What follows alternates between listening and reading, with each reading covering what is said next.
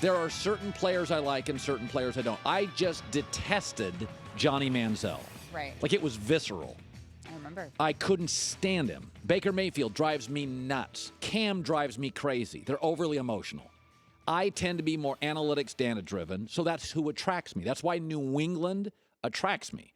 Okay? That's why Nick Saban attracts me at Alabama. I like non-emotional, analytically driven arguments in sports. Give me facts over feelings. And I'm sorry if my facts bother your feelings, but I'm not into these quarterbacks that are wearing hats and money sign and crabbing crotches. Pittsburgh tends to be a more emotion-fueled organization. Facebook Live in the locker room, conflicts out there for the coach. New England's very covert. I like the way they do business. So I do know that people who are more emotional would love Pittsburgh's act. I'm not. I had a very sort of business-like dad. It was very quiet. So I just think that's my DNA. So I understand why I like New England's way of doing business way more than Pittsburgh's way of doing business. Now, I do think New England, barring any big injuries, wins the game. Here's my 4 reasons why I think New England wins the game. First of all, Brady is 10-2 in his career against the Steelers, including 3 victories in the AFC Championship. He eats them alive. He, against Mike Tomlin, is 26 TDs, 1 interception. Okay, that's the number one reason. He has figured out Mike Tomlin, who tends against New England to lean to the zone defense, and Brady finds holes in it. That's the number one reason. This is not something without precedent. The second thing is, let's look at the last couple of weeks. The Steelers' defense, since Ryan Shazier has been hurt, have played 7 quarters of football without Ryan Shazier. 3 against Cincy, 4 against Baltimore. They've given up nearly 50 points, 650 yards, and in the red zone against Andy Dalton and Joe Flacco, 6 for 6 touchdowns allowed. Before that, it was less than 50%. It's not the same defense. The number 3 reason New England is better off ugly losses. If you go back 10 years, New England off a loss is even more focused. 28-5, winning by 13 points. The turnover differential is almost plus 40, and they're wizards in the red zone. So this has always been one of the most, in fact, this year's a great example. They're 2-0 off losses this year. One of them, they went down to New Orleans and crushed a really good Saints team by 16. They are great off losses, and they were awful against Miami. And the 4th reason is, one of the reasons I think Belichick does very well in his analytical style is against emotional coaches. He's 12-5 against Rex Ryan and 6-2 against Tomlin. He is 18-7 against these guys who have had good teams. And so here are the 4 reasons. Tom Brady owns the Steelers. The Steelers' defense isn't the same without Ryan Shazier. New England off a loss is money, and Belichick excels against emotional coaches and teams. He is the magic elixir for these highly capable and emotional teams.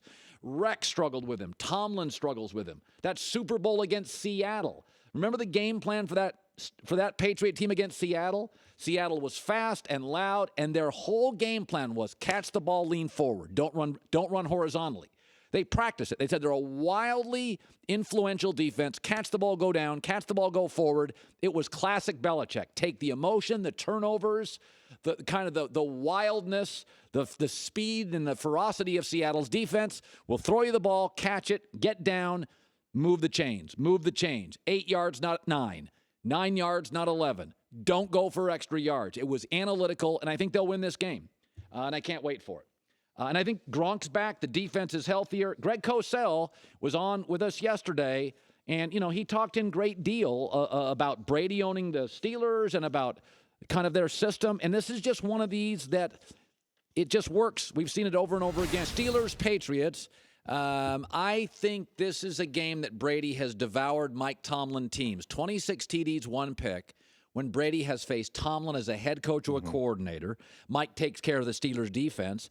I think he understands the secret sauce against Tomlin. He's always played well against Tomlin.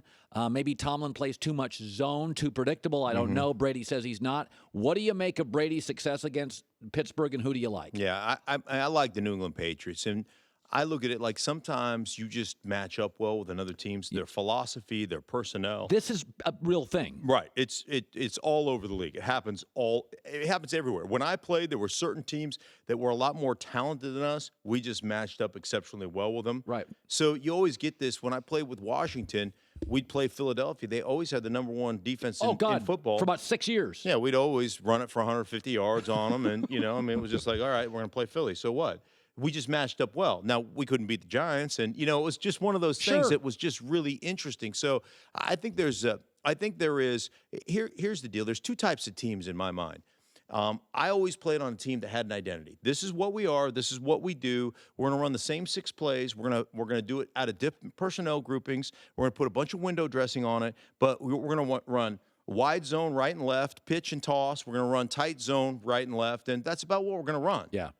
And then we're going to run the play action stuff off of that. And I think the Steelers have always been that way on the defensive side of the ball. They've played the majority of Brady in zone because that's what they do. They do some zone blitz stuff, but there's always going to be a void in those zones, and Brady's going to find them. If you don't hit him, if you don't get him off his spot, and if you don't disrupt routes. And when you're always playing zone, you're not disrupting any routes. Right. So that's who they are. Now, I've heard talk. They're going to go to man this again.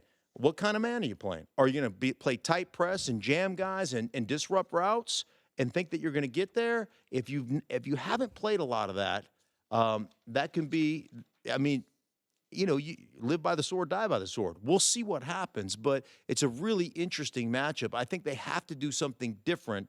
They have to get away from their identity, and can they play that way on the defensive side? That's a question I have about Pittsburgh. Thanks for watching. Subscribe here to get the latest from the show. Also, be sure to check out more of the best clips from The Herd or go watch a few segments from the newest show on FS1, First Things First, with Chris Carter and Nick Wright.